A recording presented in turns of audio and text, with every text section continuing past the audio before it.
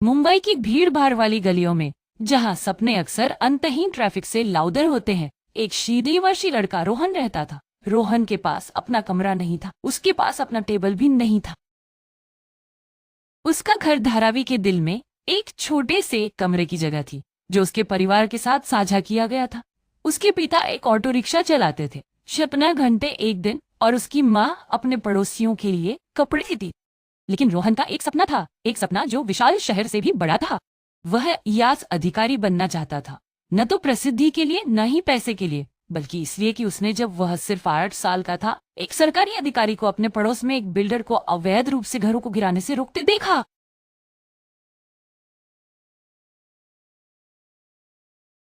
उसी दिन उसने अपनी माँ से कहा, एक दिन मैं भी लोगों की मदद करूंगा, हर रात अपने साधारण खाने के बाद।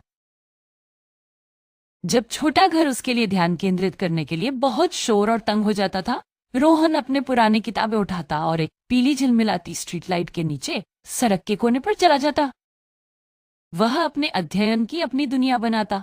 कारें तेजी से गुजरती, कुत्ते लगातार भौंकते और मच्छर रेलेंटलेसली हमला करते, लेकिन वो ध्यान केंद्रित रहा। उसने पढ़ाई की। कुछ लोग जो पास से गुजरते थे उस पर हंसते थे। वह एक स्ट्रीट लाइट के नीचे IAS अधिकारी बनेगा। वे मजाक उड़ाते, इतना बड़ा सपना देखना बंद करो, लेकिन एक व्यक्ति कभी नहीं हंसा। एक रात उसके पिता ने चुपचाप अपने ऑटो रिक्शा को पोल के पास पार्क किया और एक स्विच के चुपके से झटके के साथ हेडलाइट्स चालू कर दिए। रोहन की किताबों को एक उज्जवल स्थिर रोशनी में स्नान करते हुए रोहन ने ऊपर देखा, आश्चर्यचकित। उसके पिता ने बस कहा, पढ़ाई करो बेटे, रोशनी की कोई कमी ना हो, बेटे रोशनी की कोई कमी ना हो,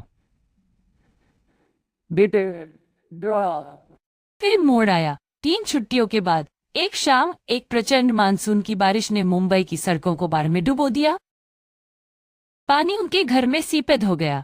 जो कुछ भी उन्होंने रखा था उसे भिगो दिया। उसकी किताबें गीली हो गई, उसके कीमती नोट्स बर्बाद हो गए। रोहन स्तुन्य चुप्पी में बैठा, एक नष्ट नोटबुक अपने हाथों में पकड़े। पहली बार उसकी वास्तविकता का वजन उसे महसूस हुआ और वह रोया।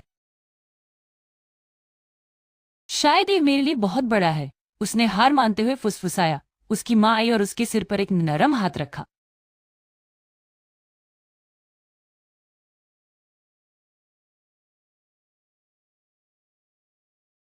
अगले दिन कुछ पूरी तरह से अप्रत्याशित हुआ। एक स्थानीय पत्रकार जो पास से गुजर रही थी ने देखा कि रोहन उसी स्ट्रीट लाइट के नीचे फिर से पढ़ाई कर रहा है, यहाँ तक कि विनाशकारी बाढ़ के बाद भी।